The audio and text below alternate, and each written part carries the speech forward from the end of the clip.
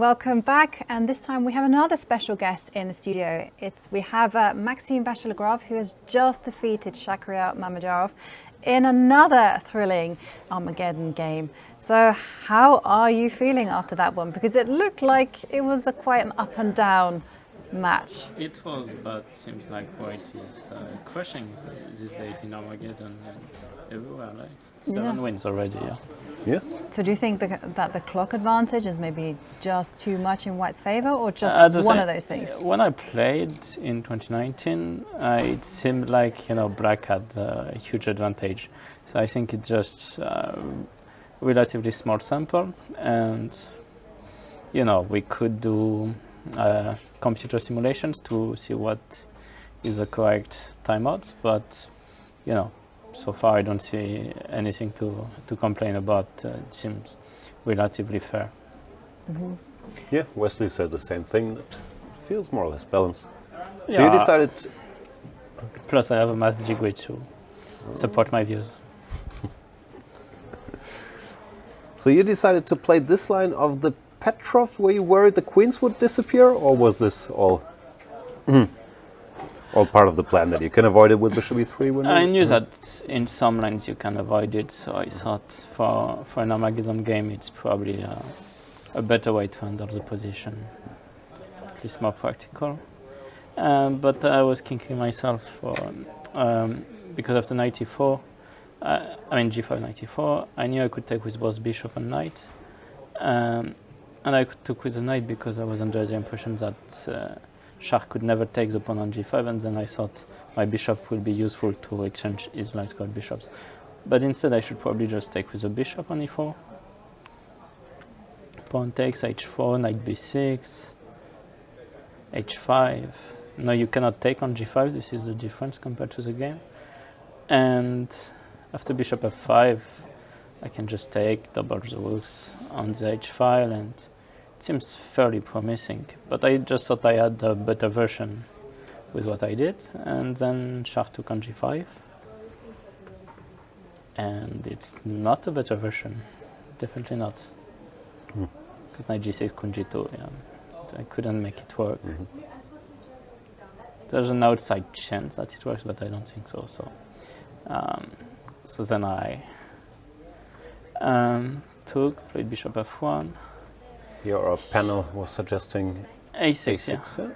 Yeah, a6, and I think Shah was afraid of knight takes g6. Here I assumed rook e6 stops the attack, but maybe rook g5 still gives some chances. I wanted b3 instead of knight takes g6, but then it's definitely not enough for the pawn, so maybe I would have taken on g6 anyway, but yeah, I didn't think it would work. And then after knight c4, knight d5, I was suddenly very much back in the game. Now it's tough for black already. It's very difficult, and plus time disadvantage then started to tell.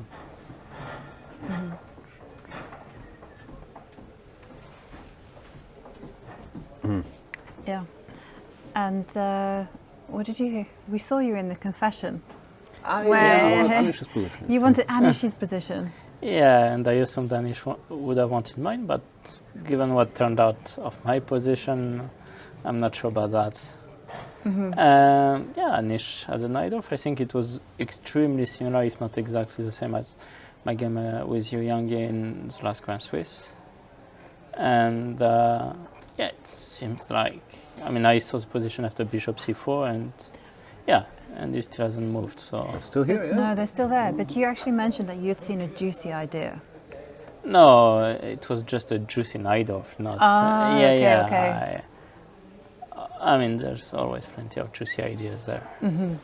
What's going on? We've seen earlier at 0-0-0 as usual, but I can't recall. Yeah, I wasn't sure. So rook c5, I assume is critical. b3, and if queen b4, king b2, maybe bishop b3, and some of this could. Although here it could just be. It doesn't work now. Queen c3. It definitely works for black. Question is whether it's winning or not. Possibly not, yeah. king can go to a2, right? Yeah, rook a5, queen And a3. queen a3. And the thing is, you have back rank mate ideas, so. Yep. But queen a5, knight c5 seems dangerous. So I don't know. So I don't know what you should do after rook c5, because this was, I mean, the extent of my thoughts. Because I think we had this exact position before we started the Armageddon, so I had time to consider. Takes? Take rook c4, king d3, yeah? Yeah, some of this makes sense. So I probably have to go h6.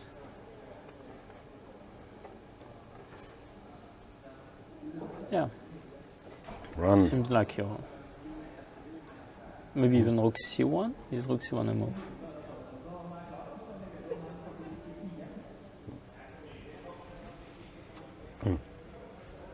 Should be a move, yeah. Queen b4, but... I mean, you're at least not in any danger with whites. We can ask the wise machine. Yeah, rook c5, b3, 0, 0, 9 or whatever, so probably equal.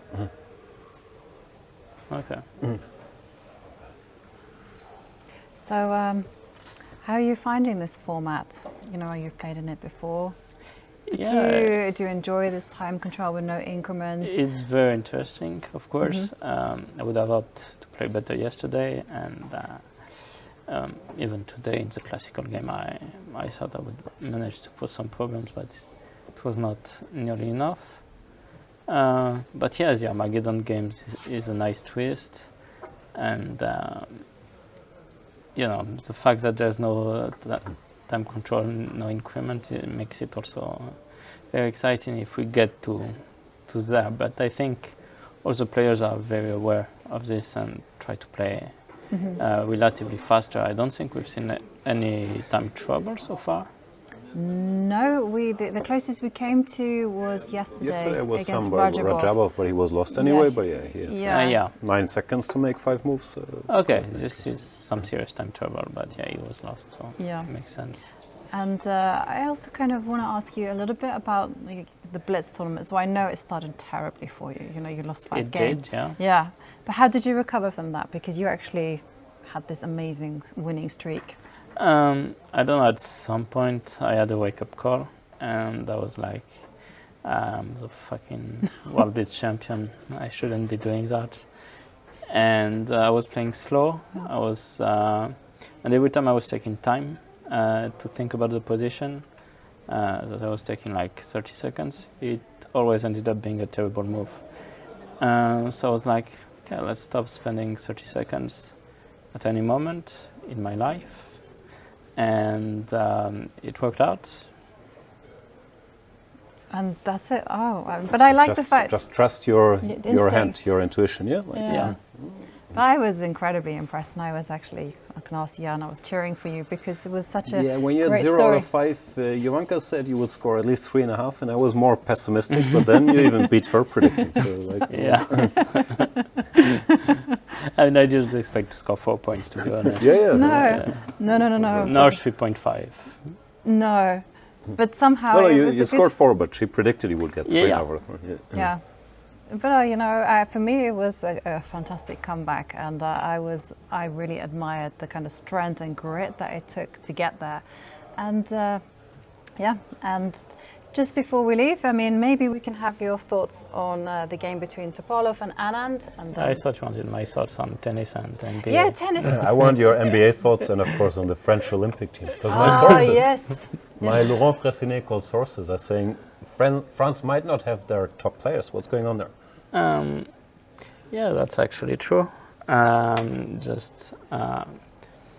In general, it was a tough decision, but both Alireza and I felt we need the rest, and we're kind of aware of climatic situation in summer, where I feel like I could get sick and just not be almost certain I won't be performing to the best of my abilities. So, yeah, it's sad, but I will be missing my first Olympiad since 06,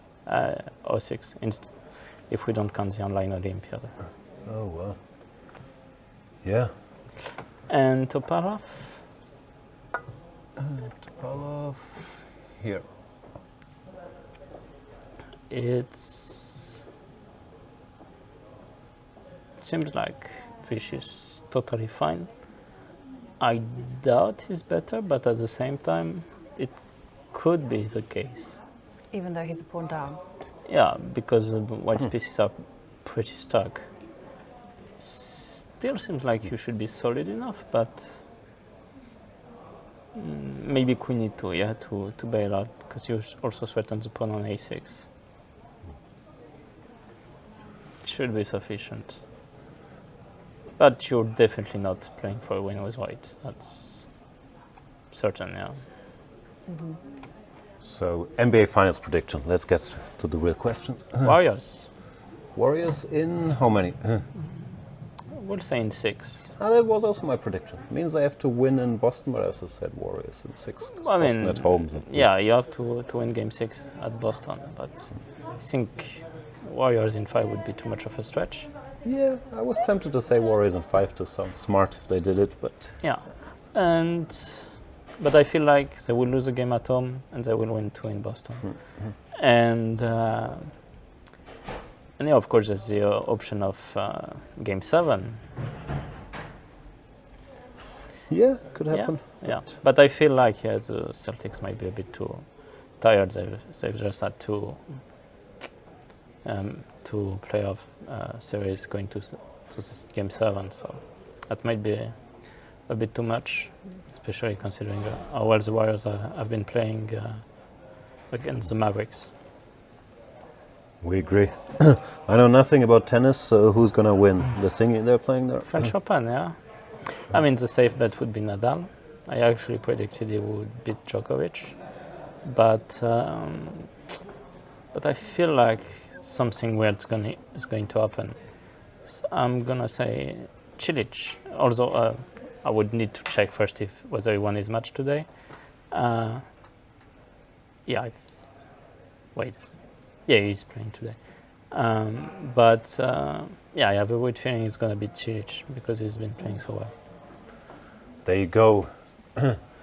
Expert sports predictions and chess analysis by Maxime Vachier-Lagrave. Maxime, thanks so much for joining us. Best Thank of you. luck for the rest. Yeah, good luck.